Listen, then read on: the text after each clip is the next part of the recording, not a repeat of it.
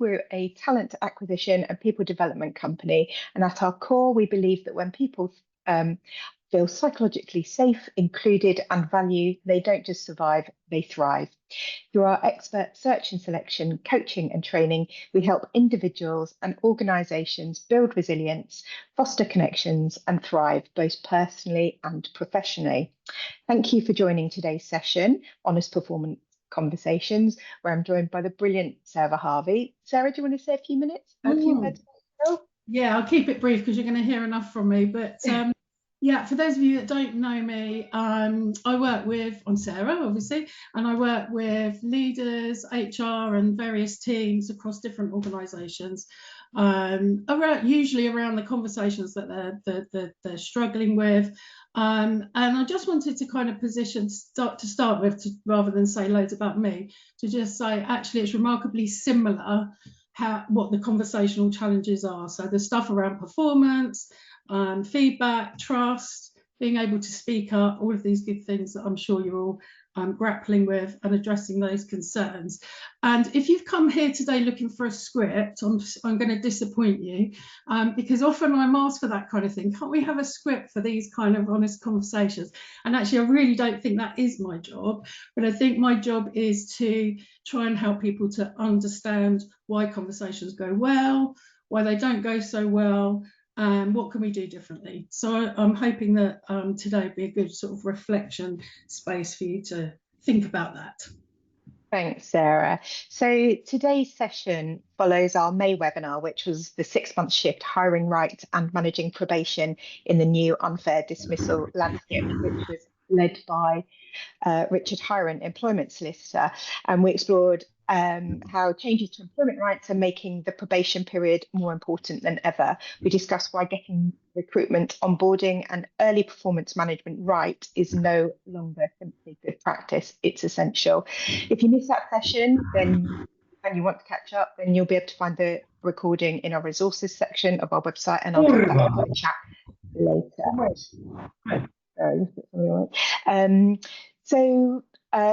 We hope that you'll get involved in today's session in whatever way feels comfortable to you. Please do ask questions as they come up and we'll do our best to answer them. Feel free to either raise your hand using the reactions button or drop your comments into the chat.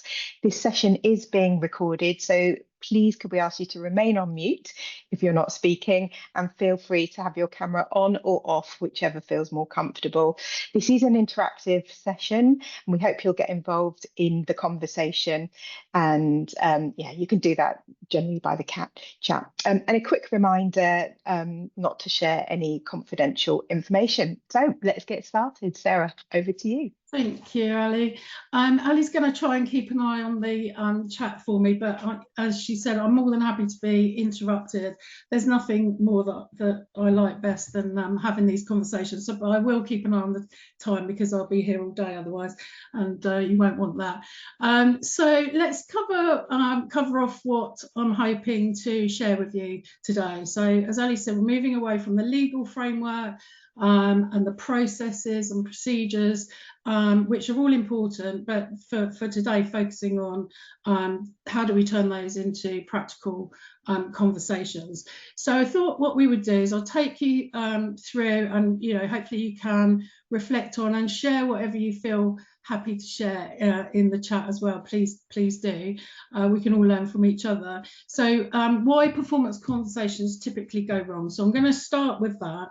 And spoiler, it's not because the process is rubbish, usually. So the process doesn't always help us, but I'm not going to focus on that at all. So it's why performance conversations typically go wrong. And then it's about reflecting on creating those right conditions for honest conversations to happen, and that's where I spend a lot of my working time and time generally. So yeah, I'll share some what I've learned through practice and experience, and study on that. And then I thought I'd share 4 turning points that I think can determine the outcome of the conversations that we're having. It'd be interesting to kind of hear from you which of those most resonate with you. And we've got a couple of short polls as well, which we'd like you to get involved with, one coming up very, very shortly. And of course, what's most very important is how to end with clarity, with ownership, and with trust. You'll hear me talk about trust quite a lot through this session as well. Okay, so if that sounds okay, we're going to jump straight in if Ali can launch the first poll. So yeah, so the question for the poll is, in your experience, where do performance conversations most often go wrong? So is it even before the conversation, before it even starts? Is it during the conversation? Is it perhaps afterwards, because nothing really changes? Or people reflect and then don't do what they said they were going to do? Or actually, do they rarely happen at all? So those are your 4 options. I see there are all the results coming in, which is good. I'll give you a second. Looks like there's a clear winner here, though. It doesn't it just? Yeah. Actually, that's interesting. But, okay. A few more. Another few seconds in case.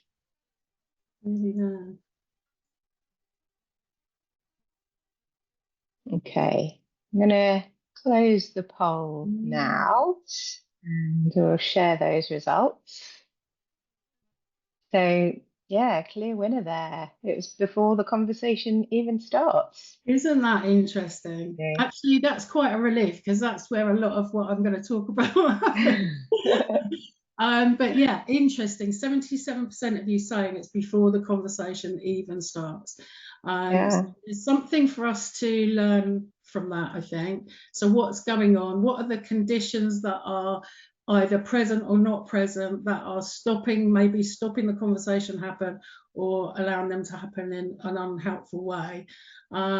Interestingly, none of you selected during the conversation today. So what I'm getting from that once the conversation happens, then okay, that's not too bad, which is interesting. But a bit about afterwards, nothing really changes. I hear that quite a lot from a lot of the teams that are managers that I work with. And yeah, one person saying they rarely happen at all. I think, thanks for the honesty. I think that's right. I think there's a lot of procrastination. There's a lot of people wait for a better time, whatever that better time is. And if any of you have heard me talk before about savvy conversations and my model that I created, it is about having the right conversations in the right way at the right time. And I think sometimes that right time never feels like it's coming. So I can see why sometimes they don't happen at all. Good. All right. So thank you for that. And we'll come back and do another poll at the end as well. I'm just going to close that off so I can see my screen. Okay. So let's start then with why the performance conversations go wrong.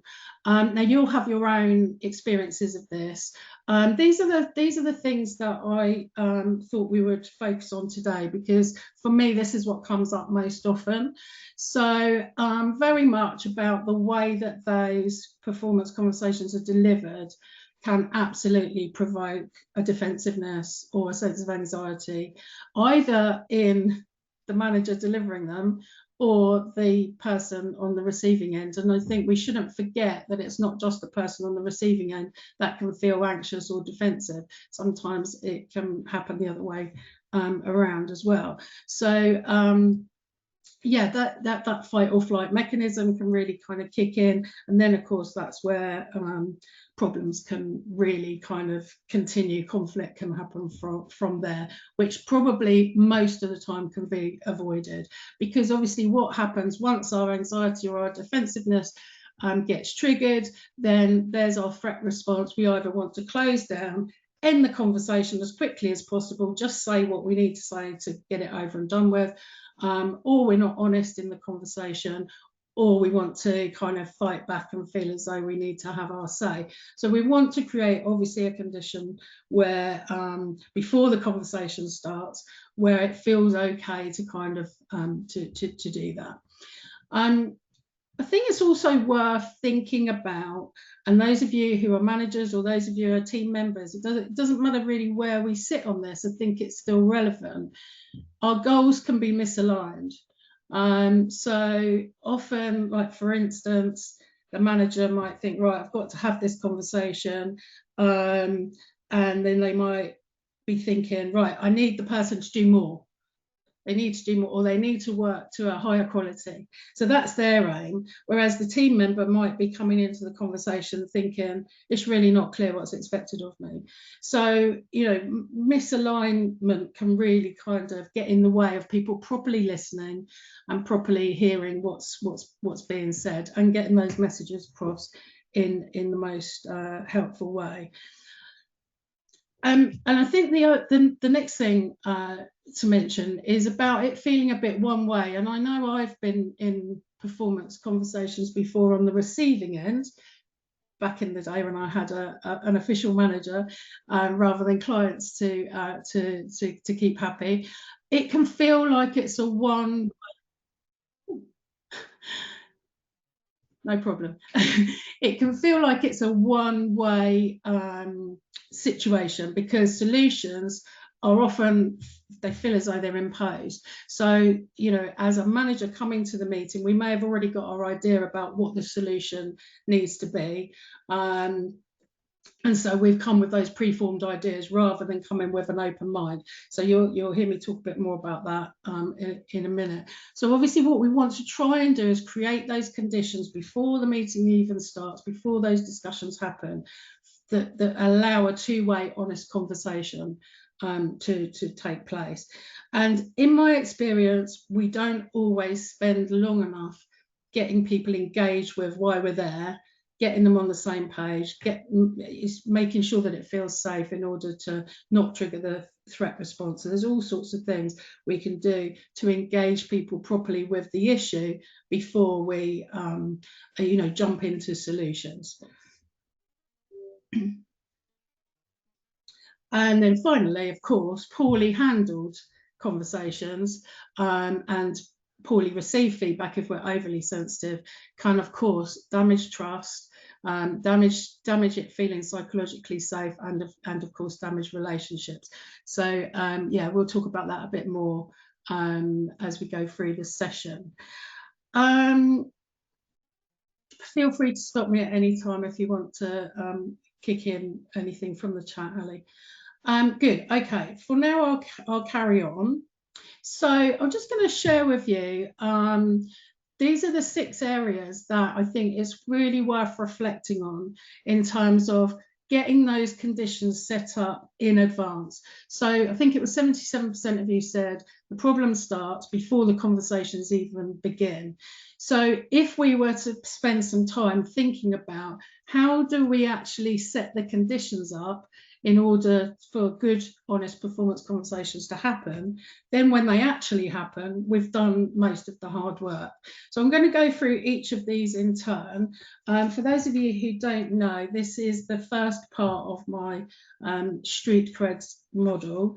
And so these are all the kind of underlying conditions that we need. Creds I shared actually in the last Thrive team session that we did, so I don't know, maybe it's probably still available. So if you're interested in going back to that too, which is more the kind of, okay, so what do we do about it? So let's just talk about each of those areas in turn then.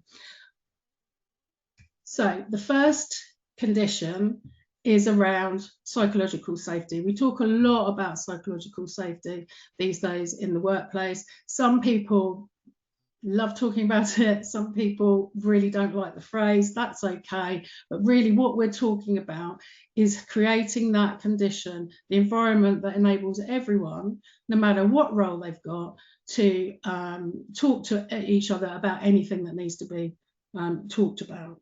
So yeah, being able to do that in a way that doesn't damage relationships is super important, isn't it? Because we have got a deep psychological need to feel safe. So that's a human need that we've got, whether we're in the workplace or not, but certainly within the workplace, that we've got that deep need to trust those people around us and to be able to feel safe. Otherwise, as soon as we don't feel psychologically safe, that's when that fight or flight mechanism can be triggered. And let's remember that this is not physically feeling unsafe. It's about emotionally feeling unsafe. So things like our performance being criticised is absolutely a potential issue for us to trigger our fight or flight mechanism, especially if it's not handled in the best possible way. Our ego can feel dented. We may fear that we're going to lose our jobs if depending on what the feedback is that we've been given. Even something as simple but important as feeling that what's been said has been unkind, or it's been said in an unkind way, then those things all potentially can trigger our psychological kind of a fight or flight mechanism. And of course, it's more likely to be triggered if we've got previous history, either with that individual or with a previous manager, where actually, so we're more likely to be triggered more quickly in that case. So as I go through these 6 areas, and I will pause at the end so that you can stop listening to me for a bit, but also just to reflect on the 6 areas, because there's quite a lot in there. So I'll share each 6 first, but as we go through them, I'd just like to encourage you to really think about how do you think these things impact on your conversations, your honest performance conversations that you need to have in the workplace. Where are the conditions set up to succeed? Where are they perhaps, could they be a bit more effective? Okay, so condition number 2 is around trust. So clearly that's linked very much to safety. So if we don't have psychological safety, we're unlikely to trust. So really, really important that we're taking time to build that trust. It's super important, especially if we're managers, or indeed if we're HR professionals too. So without that trust on both sides, of course, you don't need me to tell you, honest conversations can't really happen. They're extremely difficult to take place, if not impossible. We've really got to make sure that we're spending time building that trusted relationship. And certainly what I found is that especially these days, we're super busy. A lot of us are working remotely or in a hybrid way. We're often very transactional in our meetings because we just got to get stuff done. And actually, do we really spend enough time building trusting relationships? Because like you said at this for the first poll, if the issue is before the conversations even start, then I would wonder whether psychological safety and trust are there to start with, and whether there's more that could be done in order to build that trust. And of course, I would say this, wouldn't I? But every conversation that you have with everyone around you ought to be able to build trust, not undermine it. So we have to really think about, without getting too kind of caught up and worried about how am I going to say something, we do need to think about, how's this landing, how's this coming across, and is it building my credibility in order that I can be trusted, and in order that we can say whatever we want to each other without fear of it damaging our relationship. So really, really super important. And of course, that's not about all acting like robots. We need to be our authentic self, and we need to act with integrity, be driven by our own values, etc. All those good things. All right. So let's move on to condition 3. So this is about being relational, and this is a little bit more tricky to get our heads around sometimes, but it's ensuring that we relate to people in a way that means that we're interconnected, and we're showing positive intent towards other people, as well as the organisation. So of course, very often as managers and HR professionals, it can feel like we've got the best interest of the organisation at heart, and of course that's very important. What we want to try and do is obviously act with integrity and with the intent that actually we want the best for the organisation, but we also want the best for the individual within that setting. So if we can do both of those things, then that's what we want to kind of aim for. Because at the end of the day, it's human to human conversation that we sometimes kind of lose sight of that. And I'll just share with you the brilliant Brené Brown, one of her lovely little quotes. I know she's known for many, but she says, "We are hardwired for connections, curiosity, and engagement." And I do often come back to that, because I think, how have I demonstrated connection, curiosity, and engagement in that conversation? And I'd encourage you to think about that, because we are absolutely hardwired for it and got a deep psychological need for it. So moving away from too much transaction and a bit more kind of, I know it sounds a bit cheesy, but moving on to sort of transformational conversations, then really we have to connect at a relational level. Otherwise, we're not going to really achieve that. Okay. So the fourth one, if you're all still with me, is about being emotionally intelligent. So clearly, it's where everyone recognises their own emotions and recognising those of others, and importantly, managing those appropriately, using our emotional intelligence to have the best conversations that we can have. And when it comes to honest performance conversations, that really is key. Now, there'll be a spectrum, right? So some of us will feel less emotionally intelligent. Some of us will feel our emotional intelligence is very well developed, and the rest of us are all somewhere in between. The good news is we can always develop it. So, and generally, as we go through our lives and our career, we generally get more emotionally intelligent. There are some kind of areas where that makes it more challenging, and certainly in relation to certain neurodiversity. Now, Ali's more the expert on that than me, so I'll let her come in if she wants to on that. But if there's neurodiversity there, then maybe sometimes there's certain things that are more acute to some people in terms of their emotional intelligence, and some where they're more I guess blinded to it.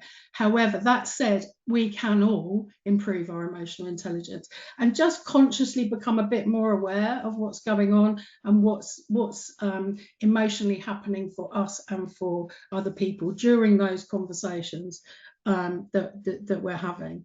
So but I won't say too much more about that today, but we can always obviously start with recognizing and managing our own emotions. The more emotions we can name and reflect on ourselves, the more likely we'll be able to be more aware of what's going on then for other people. And of course, for an honest performance conversation, that's really key, because if we're lacking in emotional intelligence, we may just carry on with the message that we wanted to deliver, whilst the other person has become really angry or has become upset or is showing some kind of emotional reaction. And sometimes we're a bit more reticent to acknowledge that reaction and to actually work through that together. So that's obviously where I would encourage us to be brave enough to kind of go, I'm noticing this, is that right? And how can I, let's explore that together. I'm going to pause there because Ali, you might have something to say, I guess. Yeah, I was just going to come in really with, but the thing that sort of stood out for me there is empathy. That bit where you said, think about how the other person might feel. And, in my experience, lots of years in HR and as a line manager as well, no one welcomes a performance conversation, really, do they? Either party. And when somebody says to you, oh, have you got a few minutes, or if it's performance review time or one-to-one or appraisal, whatever sort of formality of meeting, They are nerve-wracking, aren't they? Yeah. Even if you feel prepared, even if you feel you've done a great job, it's always what if, isn't it? What if something's going to come up? So I think empathy is really important. Yeah, it really, really is super, super important. Good. Okay. So let's share the last. Two then, and then we'll we'll do another poll and get to some practicalities. So the fifth condition is about being expressive. This is quite challenging, again, I find, because when we're talking about being expressive, we immediately, I think, go to how do we talk, how do we get our message across. And actually what I found through my research when I put the framework together was actually to be expressive, the best thing we can do is listen more. And I think that sort of sounds a bit counterintuitive, but actually, if we pay more attention to what's going on for other people, we will then express ourselves in a much more helpful way to the other person. So it's about making sure that the way that we express things, how we express our thoughts, feelings, and ideas, how we express those in a healthy way that's good for the people having the conversation, and of course, obviously, coming back to the organisation as well. So listening is really key. So those of us who are who know that we could do better at listening, which I would guess is nearly everybody, and I've practiced a lot to get better at listening, but I can definitely do better still. I think it's one of those things that you can absolutely continue to work on. So paying attention, do what works for you. Obviously, multitasking, well, we can talk about it being a myth, but trying to do too many different things at the same time, having that performance conversation whilst also having our emails open and our phone on our desk, and all of those distractions that can happen, is obviously a very practical thing that we can do to make sure that we're paying attention properly. But obviously there are other things that in our brain we can do as well, like being in the right mindset, getting ourselves in the right preparation, and all of that good stuff. And keeping an open mind, really, rather than going in with preconceived ideas, is going to also obviously help there. Okay, so let's go to the last one then, and then we'll do a bit of reflection. So this is so important. I know I say they're all important, which they are, but having that truthful culture where we can actually really embrace honesty and openness is absolutely key. And again, I'll go back to the poll originally of 77% of the issues are before the conversation happens. My guess would be this truthful one is actually really important to think about. So, is it okay within the culture of the organisation for people to challenge? For people to challenge each other when they don't agree? When is it okay to challenge back leadership decisions, or requests, things like that, in the right way, of course. But if our aim is to all be working in lovely high performing teams who get on well, then actually we can't avoid honest conversations. We need to have them. I often think it's a bit of a red flag when I go into organisations and they say, oh, we get on really well, we're just like a family. Sorry if you would describe your teams as that. I don't want to upset anybody, but actually, as it is potentially something that I would want to look into. So okay, what does that actually mean? Do you feel able to have honest conversations? Do you feel able to challenge when it's appropriate to do so without the fear of falling out with each other? Because if not, then obviously there's something there that you could be working on to enable those honest conversations to happen. So just quickly on that, I would say things to think about: being driven by your values. So if we are driven by our values, then hopefully we wouldn't go too far wrong in terms of seeking that truthful kind of culture. And I would just say overall, and again, it possibly sounds a bit cliche, but seeking the truth even when that's uncomfortable, or in fact even more so than that, especially when it's uncomfortable. So only when it's relevant, of course, not just for making a point, but most people want to hear the truth about their performance. Most people, if you've got doubts about someone's performance, although it might be difficult to have that conversation to hear it, actually most people want to know that. They wouldn't want you thinking they're rubbish. That's a very generalization. We wouldn't say that, obviously, but actually making sure that they know where they stand. So that's really important. And of course, the kind of thinking about, okay, well, I could be honest here, super honest, but is this the right time for that to happen? How can I have that in the right way, etc.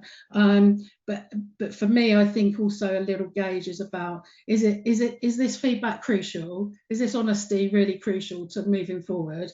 And is it helpful? And actually, how can I deliver it in a kind way? I think, which we can always be mindful of that. Ali. I just thought of another Brené Brown quote. Clear is kind, she says. Clear is kind. Exactly. Yeah. Exactly. That clarity is really important, isn't it? For sure. So I wonder if, before we launch the poll, I wonder if, is there anything anybody wants to chip in with on that? Obviously, don't feel as though you have to, but if you want to do that, please do. Otherwise, I've sort of done the poll around those areas broadly, but just with 4 options. Should we share those and see where we are then? Yeah.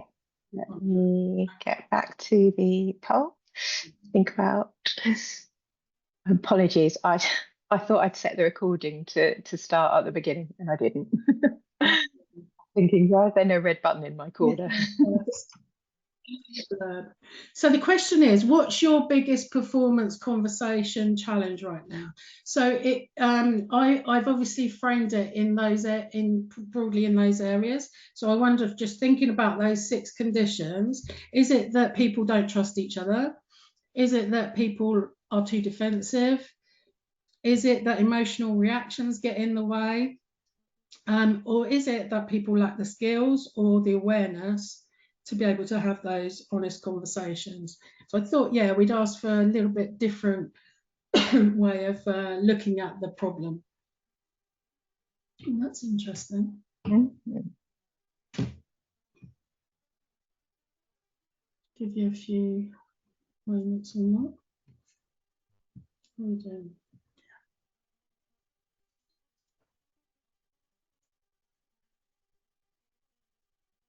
Hey.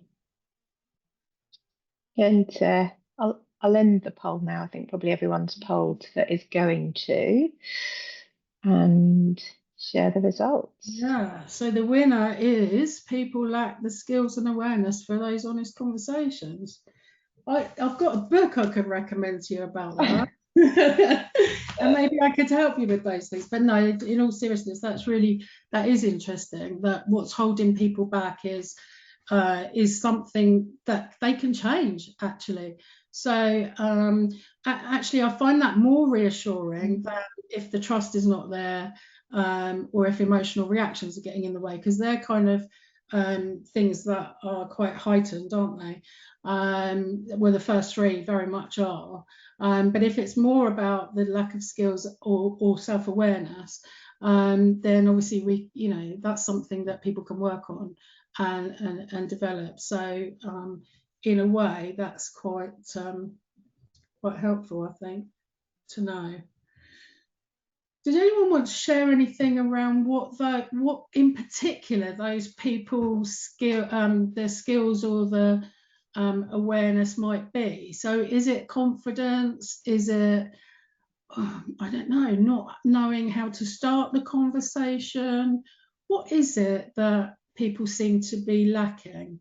Oh, and it'd be really interesting to know if you're saying that from an HR perspective or as a manager perspective, because I do wonder, obviously, those of us who come from HR, we can see things in a different way to how a manager potentially might see it. Nairi is saying on the chat, avoiding conflict. Okay, yeah. And it's natural to avoid conflict, isn't it? Most of us want to get on with people. I think it's really useful to explore why we're avoiding the conflict. So is it because we're worried about, we don't know how to react in a helpful way? Is it, you know, is it that we're worried that it'll escalate, that it'll break the relationship? I often hear people worrying about the morale within the team, things like that. But actually, of course, not dealing with performance issues equally has an impact on morale in the team. So I'd always encourage us to still have the conversation, but to skill ourselves up to do it in the right way. I think often there's the employment law issue, isn't there? You know, it escalates a grievance, you know, sort of follow it to its natural end. And yeah, so yeah, probably like many in my experience, managers will often say nothing rather than risk saying the wrong thing. Yeah, absolutely. And before we leave that, actually, I just noticed that 31% of saying people are too defensive, and that's a really interesting. I don't have a particular answer to that, but I do wonder, and also I don't like to kind of put people into too many boxes and pigeonholes, but I am hearing that more often these days. I don't know whether it's a generational thing, but I know lots of people tell me it is. I don't have enough kind of direct, I would say, day-to-day experience to be able to, with evidence, to say that's true. But I think there's a definite feeling that I hear a lot from people, that actually people that have come into the workforce more recently can be more defensive, but equally I can easily make a case for the other side as well. So people who are more experienced and don't want their you know, they don't want to be questioned or what have you, if you start to address performance issues with them when they haven't maybe been addressed for 10 years, that's obviously also going to give issues. So I can definitely see all angles there. We've got a few comments coming through on the chat. So Amanda's saying confidence in what the business needs them to achieve against what the person thinks they want to achieve. Nairi said managers are also not sure how to have a performance conversation, but then the issues get worse until they come to HR and it is all escalated. And Claire saying, I find many people do not practice giving feedback consistently, so the performance conversations then become harder. Yeah, definitely, and this is why I'm you know, really that advocate of working on those conditions before you need to have the conversation. And if we've got regular processes in place where we do touch base, we check in with each other, then it doesn't become such a big deal when you have to say we need to talk.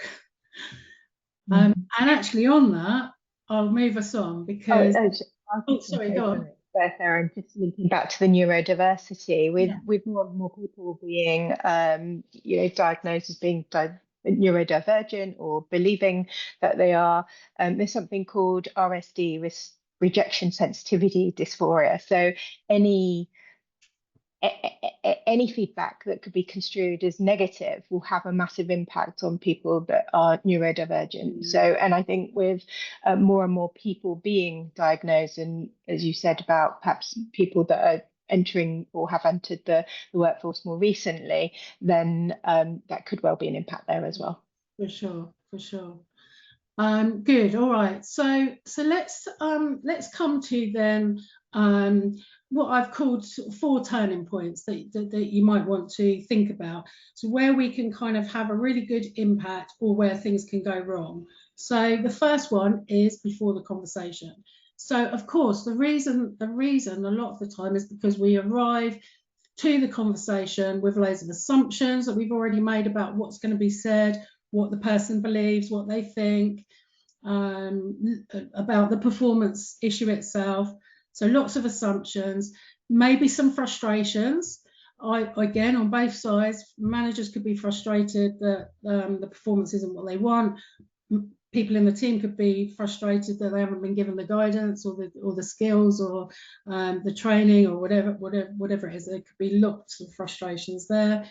We come also with labels, with history, and that history could either be between the two of you or it could be previously how performance conversations were managed previously. So that all of those things, and also kind of coming with preset solutions, this is what I need to happen next, without actually listening and engaging with the issue, can all kind of impact before the conversation. So of course what we want to try and do is step away from that as much as we can. I thought I'd just share with you the really helpful model from cognitive behavioural therapy, because I find it really helps to break down where are things going wrong. So I wonder if there is a performance conversation that needs to happen, you know, what's the story you might be telling yourself about that conversation? So it all starts with the facts, right? So it starts with the performance, so what your view of the performance is, what's happened in a situation, and it's then those thoughts that you have about that, or the story you're telling yourself, that is going to impact what you do next.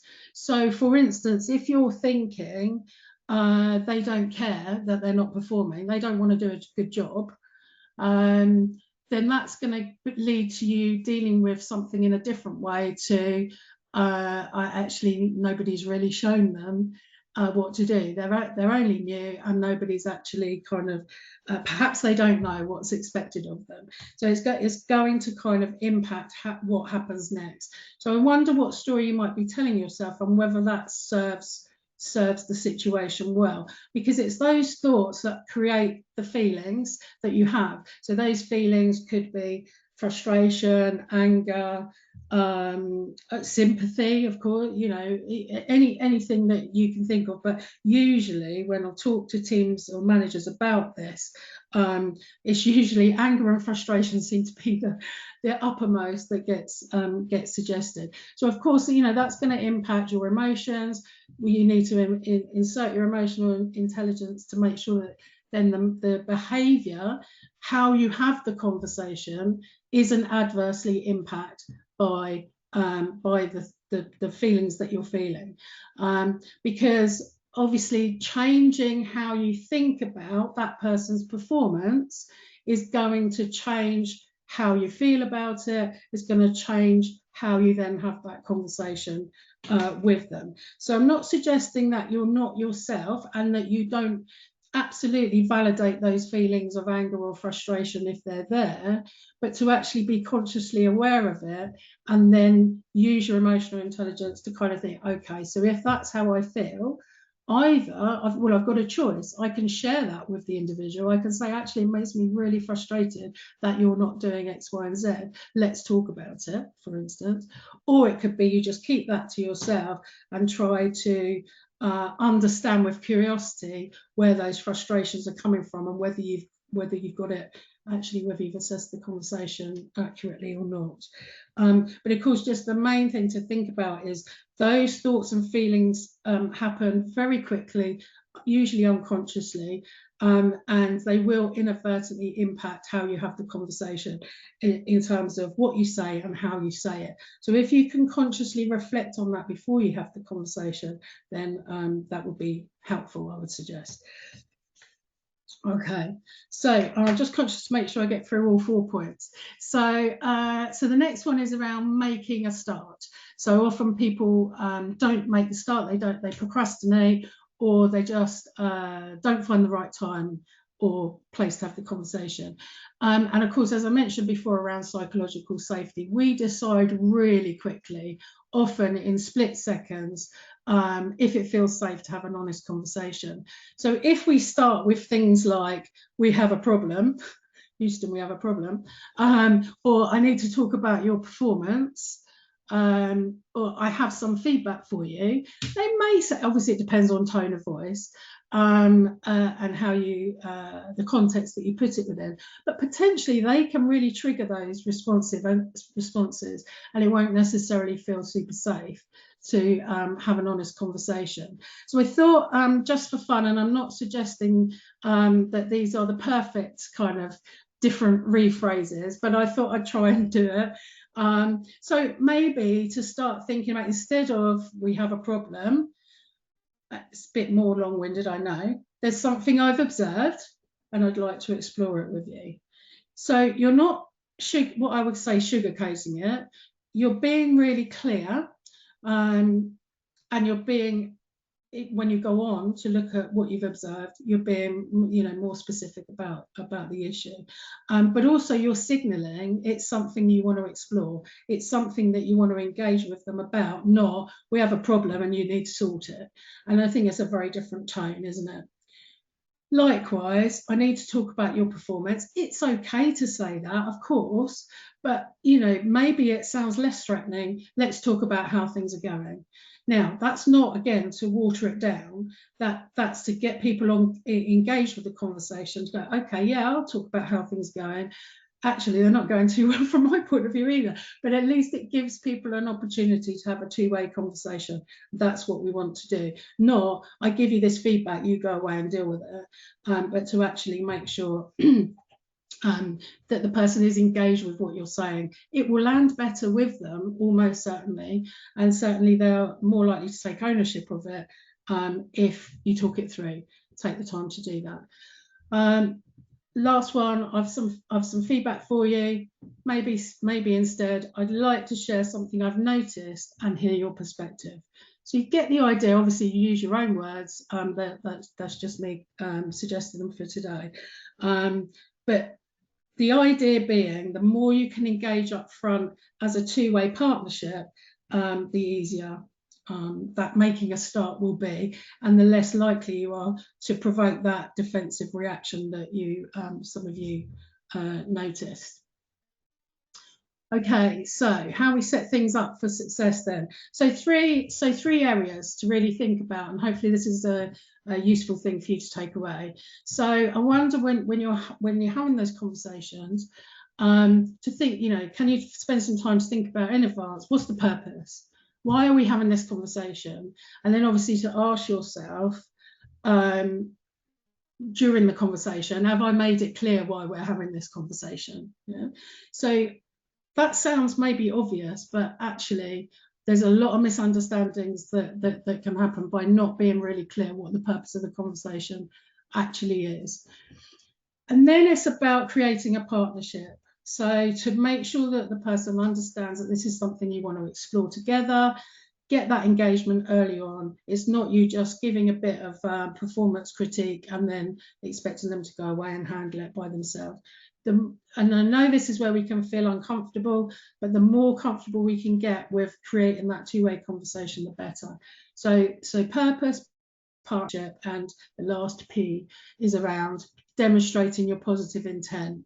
So to make sure that through the conversation that you're having, that it's really kind of obvious, or you might want to explicitly say it, but it's either implicit or explicit, that the goal is to improve the performance and to support the individual, not to kind of blame and shame them. Again, to make sure that we try not to get that defensive reaction and people are open to talking about what the solutions might be.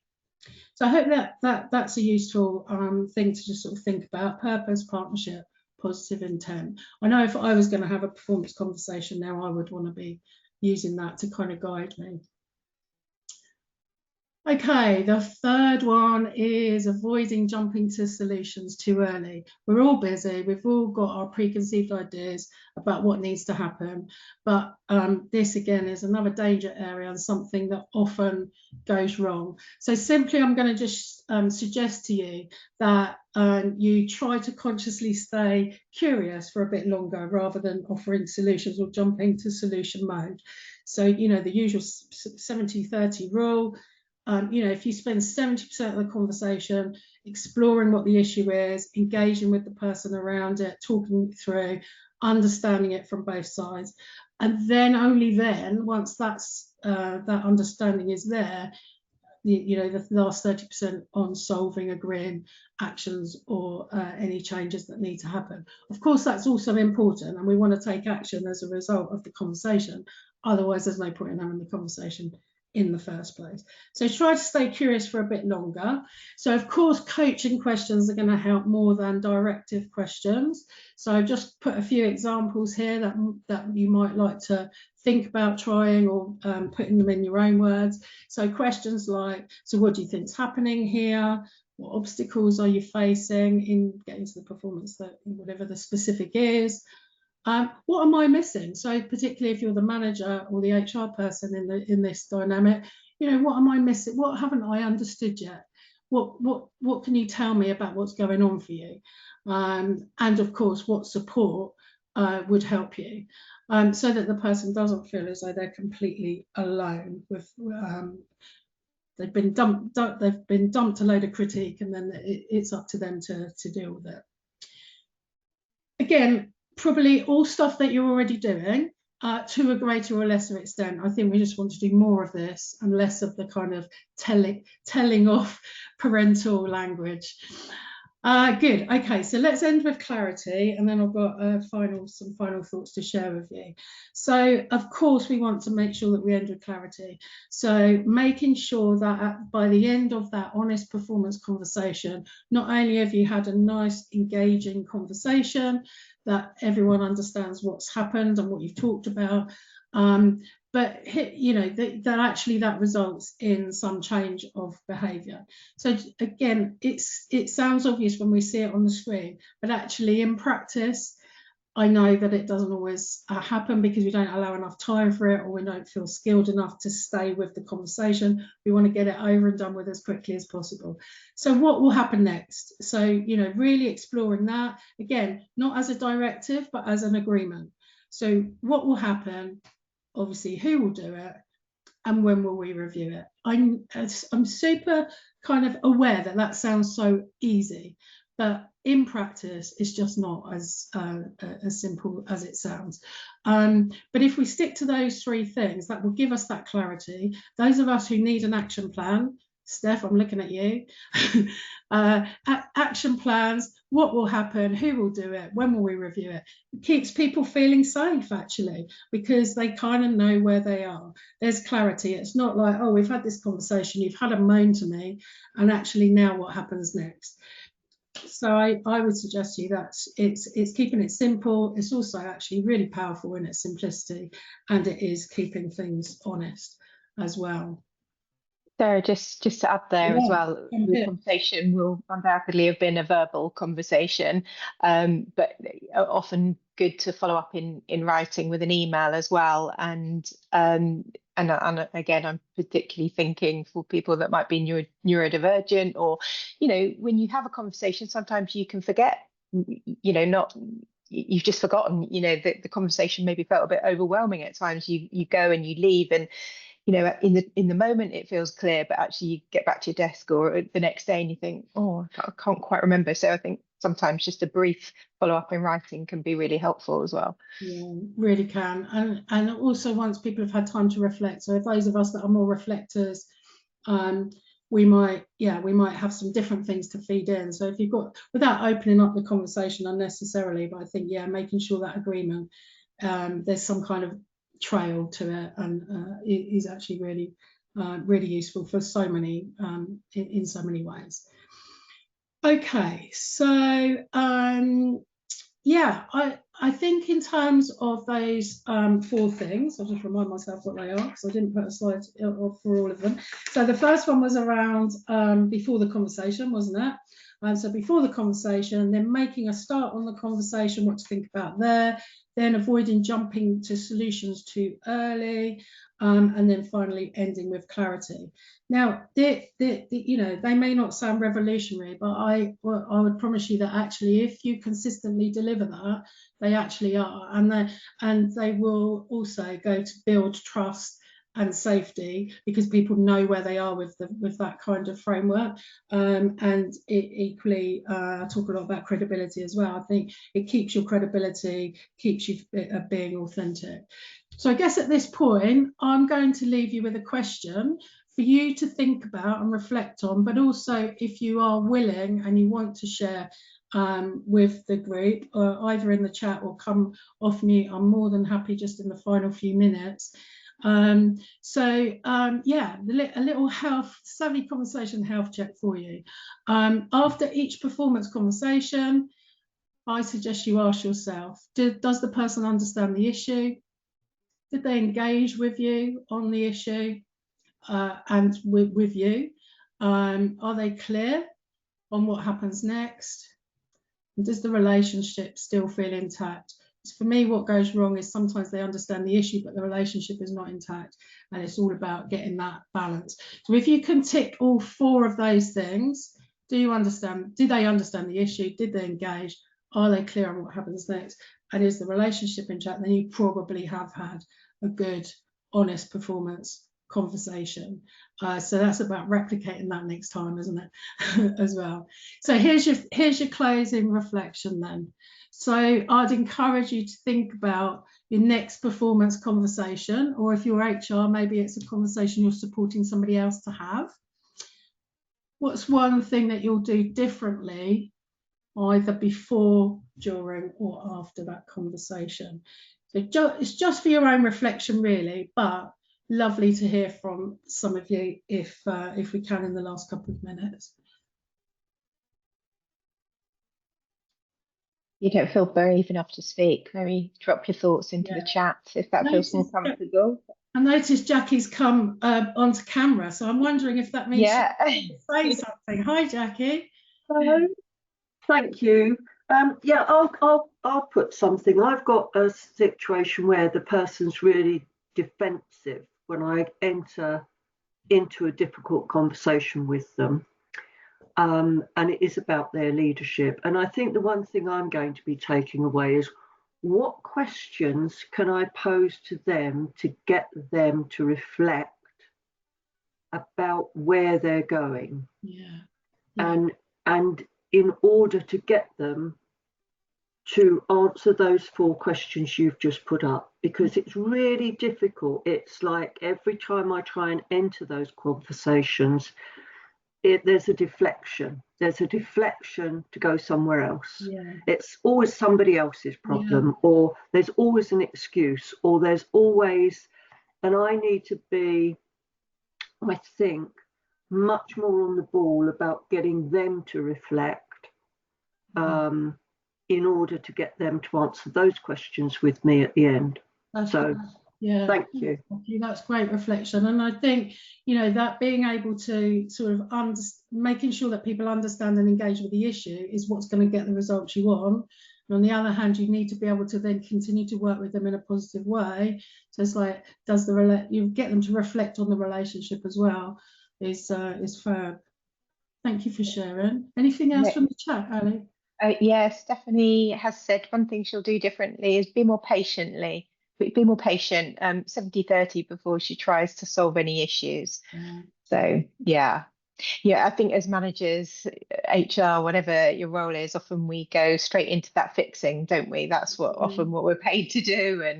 And when you're sort of, maybe when you can see what needs to happen, maybe it feels easier to say that. But I think one of the sort of key takeaways that I'm going to take away, Sarah, is really that word explore, and that indicates much more of a two-way street then, doesn't it? And it's not sort of laying blame anywhere, but it's just about that questioning a bit more and exploring. Lovely.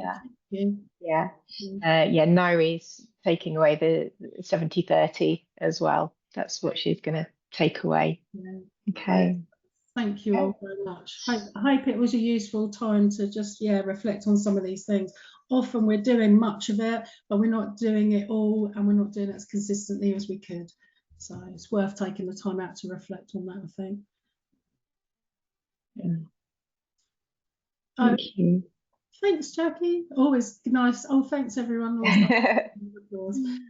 So I'll leave it to you to close then, Ali. Okay. So Sarah, a massive thank you as ever for sharing your insights, which I think are always so practical and down to earth. And Sarah, I know you waved your book about, but I know you're too modest to actually, you hold yours up because I don't think you can see on mine. Sarah is the author of Savvy Conversations, a framework for effective workplace conversations, and it's such a brilliant, easy to read resource. So if you're not aware of it, then just, you might want to have a look at that, because it's really packed full of practical tips.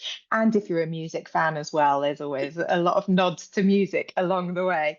So we hope you found the session valuable and insightful. If you'd like to continue the conversation, then please do explore our resources. I dropped those into the chat earlier, or get involved in our upcoming events. Follow us on LinkedIn. You can find Sarah on LinkedIn as well. You will receive a copy of the recording via email in the next few days. I did miss the beginning. I thought I'd pressed record, but it obviously hadn't worked. Our next webinar will be in September. We're still working out the details of that, but you'll automatically receive an invitation via email for that in due course. So thank you very much, everyone. Thanks for your engagement. Thank you once again to Sarah, and enjoy the rest of your day. Thank you all very much. Thank you. Lovely to see you. And you.